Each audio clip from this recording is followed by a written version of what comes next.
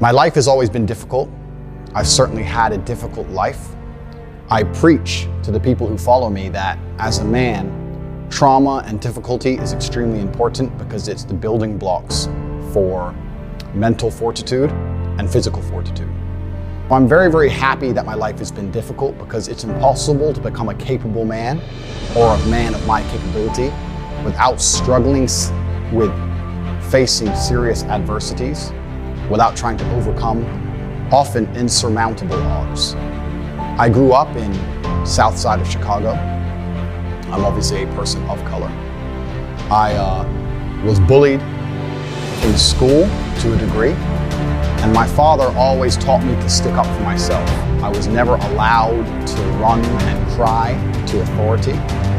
I was told that if someone wants to mess with you or come at you, you can't always go tell the teacher. Sometimes you have to deal with it. I was actually picked on by these two kids when I was riding the school bus home. I think I was around 5 and they were around 7. They were a bit older than me. They used to pick on me in the school bus. They'd sit behind me, throw things at me, etc. And I came home and I told my dad about it. I said, Dad, these two kids are picking on me every single time I get to the school bus. I don't know what to do. And my dad said, I'm not going to call the teacher because the teacher ain't on the bus. I'm not going to call the school bus driver because they're busy driving. Son, if you want to deal with this, you're going to have to deal with it yourself. And I said, but Dad, they're bigger than me. What do you want me to do? There's 2 of them and they're bigger than me. And at the time, I'd just come home from school and I was holding a lunchbox. My dad pointed and said, you have a lunchbox, son?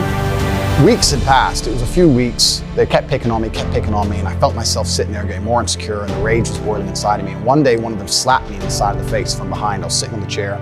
He slapped me in the face from behind. And instantly, I don't know what it was, but this was the day I had enough. And I turned with my lunchbox and swung it over the back of the school bus chair and caught him and busted his eye clean open. The plastic Batman lunchbox hit him in the eye and blood started squirting everywhere. All the children started screaming.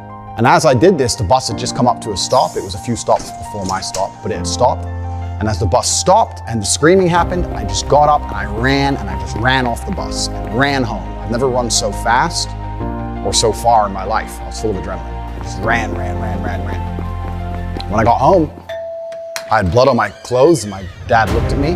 He said, what happened? I said, that kid, I won't say his name. I said his name at the time. I said, that kid, he hit me in the face and I had enough of him getting hit in the face. And I was still holding the lunchbox, but it was all smashed up where I'd hit him. And my dad kind of smiled a little bit and said, don't worry, son, get in the car. We got in the car, we went to Walmart, we walked up and down the aisle, and he looked and picked up another lunchbox, an exact replica of the same blue Batman lunchbox, gave it to me and said, I'll buy you as many of these as you need. And that was the last we spoke. Funnily enough, I never saw that kid again. I don't know if he changed schools. I don't know what his parents did.